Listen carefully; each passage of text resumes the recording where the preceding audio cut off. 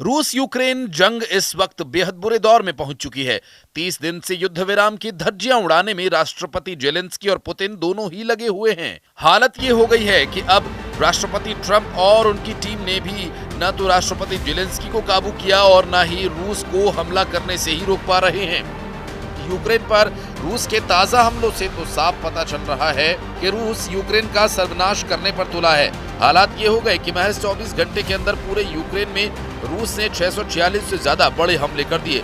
एक तरफ राष्ट्रपति जेलेंस्की डोनेत्स्क इलाके को बचाने के लिए डोनेत्स्क में मौजूद कमांडर्स का हौसला बढ़ा रहे हैं, तो वहीं रूस के ही कुर्स्क इलाके में राष्ट्रपति पुतिन और अपने टॉप कमांडर्स ऑपरेशन के चीफ के साथ हमले बेहद तेज करने में जुटे हैं।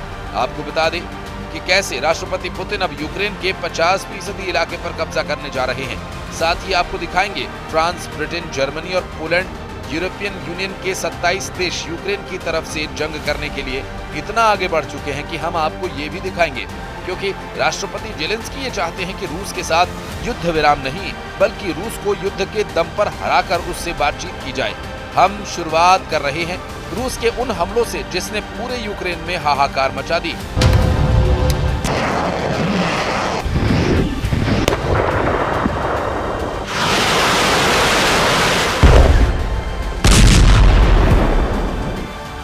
आखिर ऐसी क्या वजह है कि राष्ट्रपति पुतिन से 90 मिनट तक फोन पर बात करने के बाद पुतिन ने अचानक यूक्रेन पर हमला तेज कर दिया, जबकि दावा ये किया जा रहा था कि पुतिन और ट्रंप शर्तों के साथ 30 दिन के युद्ध विराम को लेकर लगभग राजी हो चुके थे।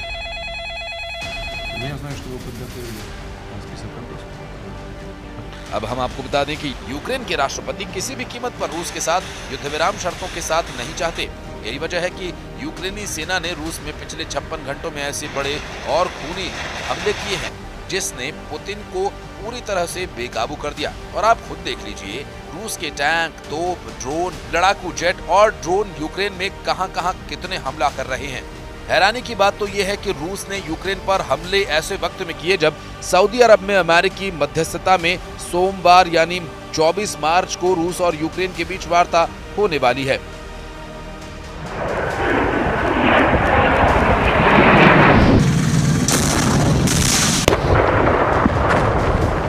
आप रूस के गुस्से का इसी से अंदाजा लगा सकते हैं कि रूसी सेना की मिसाइल्स और ड्रोन बिगड़े यूक्रेन के कई इलाकों के चीथड़े उड़ाकर रख दिए, जबकि रूस के लड़ाकू विमानों ने यूक्रेनी सैन्य ठिकानों और मोर्चों पर बेतहाशा बम और मिसाइलें दागी। महज 24 घंटे के अंदर यूक्रेन के अंदर रूस ने 646 हमले किए। अकेले कीव पर ही 10 सेकंड में 4 बड़े आत्मघाती ड्रोन अटैक हुए। रूसी दावों के मुताबिक उनके हमले में यूक्रेन की ऊर्जा सुविधाओं और नागरिक बुनियादी ढांचों को भारी नुकसान हुआ है। यूक्रेनी सेना ने यह भी माना कि रूस के हमलों में 50% तक की बढ़ोतरी देखी गई है। यूक्रेन सेना का दावा है कि रूस ने लगातार 5 घंटे तक हवाई हमले किए। 5 घंटे तक हवाई हमलों में सबसे ज्यादा नुकसान यूक्रेन की राजधानी कीव, बंदरगाह शहर ओदेसा को हुआ है, जबकि पिछले 7 दिनों से रूस ने यूक्रेन के जापोरिज्जिया और खिरसौन पर तेजी से कब्जा करने के लिए पूरी ताकत झोंक दी है। कीव पर रूस के हवाई हमलों से भारी नुकसान हुआ है। रूस के ड्रोन अटैक में 3 बच्चों की भी मौत हुई है, जबकि एक 5 साल का बच्चा भी हमले में मारा गया। 20 से 25 मंजिला 2 इमारतें रूसी हमले में पूरी तरह से तबाह हो गईं। कीव के मेयर विटाली किल्स्को का दावा है कि ऊंची अपार्टमेंट इमारतों में आग लग गई है। यूक्रेन के क्षेत्रीय गवर्नर वादिम फिलाशकिन का कहना है कि रूसी गोलीबारी में पूर्वी यूक्रेन शहर पोक्रोवस्क में 3 लोगों की मौत हो गई, जबकि यूक्रेन क्रामाटोर्स्क और रूस के दक्षिण क्षेत्र रोस्तोव में भयंकर ड्रोन हमले हुए हैं। रूसी सेना के तूफानी हमलों ने सारे रिकॉर्ड्स तोड़ दिए। पिछले 24 घंटे में पूर्वी यूक्रेन, दक्षिणी यूक्रेन और पश्चिमी यूक्रेन पर सबसे प्रचंड हमले रूसी सेना की तरफ से किए जा रहे हैं। हैरानी की बात तो यह है कि जैसे एक तरफ रूसी सेना ने अपने सुखोई और मिग सीरीज के लड़ाकू विमानों से यूक्रेनी सेना के ठिकानों को तबाह कर डाला, वहीं रूस की बैलिस्टिक क्रूज और हाइपरसोनिक मिसाइल्स ने यूक्रेन के डोनेस्क, खार्किव, खेरसोन, जापोरिज्जिया पर अंधाधुंध हमले किए। रात और दिन यूक्रेन पर मिसाइलों की बरसात सी हो रही है।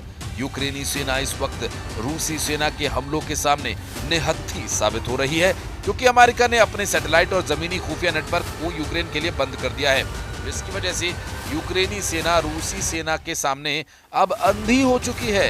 यूक्रेनी सेना को हमला करने वाले रूसी जेट्स, मिसाइलें, रॉकेट और ड्रोन के सही पोजीशन का पता ही नहीं चल पा रहा, जिसकी वजह से यूक्रेन रूस हमलों में पूरी तरह से तबाह हो गया। हम आपको रूसी हमलों से जलते यूक्रेन की बर्बाद और विनाश की तस्वीरें दिखाने जा रहे हैं, जिसने यूक्रेन से लेकर पूरे यूरोप तक में कोहराम मचा दिया है।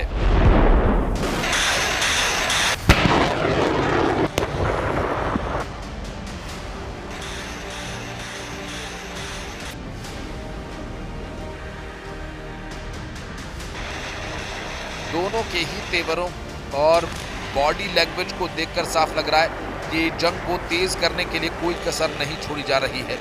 और यूक्रेन के डोनेस्क में राष्ट्रपति जेलेंस्की ने 22 मार्च को अपने टॉप कमांडर के साथ मोर्चों पर जायजा लिया और फिर कमांडर्स के साथ मीटिंग की। ठीक इसी तरह से राष्ट्रपति पुतिन ने 12 मार्च को ही रूस के कुर्स्क क्षेत्र का दौरा किया।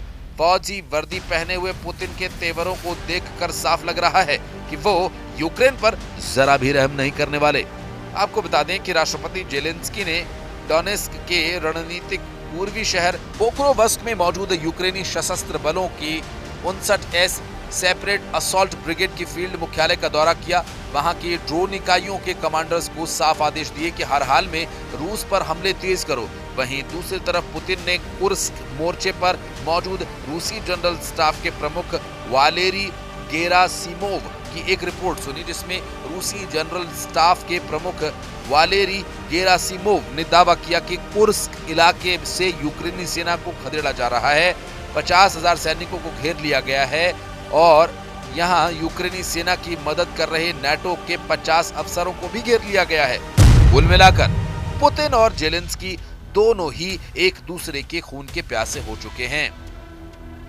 पूर्ण युद्ध विराम का सौदा एक हफ्ते से टेबल पर है। युद्ध विराम नहीं हो पा रहा क्योंकि पुतिन इस प्रस्ताव को स्वीकार नहीं करते, इसलिए हमें रूस पर दबाव बनाने की आवश्यकता है। भयानक गर्जना के साथ दहाड़ते हुए यूरोप के फाइटर जेट्स रूस से सीधी जंग के लिए तैयार हो रहे हैं। पश्चिमी मीडिया का दावा है कि फ्रांस, ब्रिटेन, जर्मनी, पोलैंड जैसे देशों को खुफिया जानकारी मिली कि रूस बेहद तेजी से यूक्रेन के साथ साथ रूस से सटे यूरोपीय देशों को तबाह करने जा रहा है। दावा तो यहां तक किया जा रहा है कि नाटो देशों के हजारों टैंक, तोप, मिसाइलें और सैकड़ों फाइटर जेट्स, इसमें रफाल, मिराज और यूरो फाइटर जेट्स शामिल हैं। रूस में सुखोई और मिग सीरीज के लड़ाकू विमानों से आमने सामने की डॉग फाइट के लिए तैयार हो रहे हैं।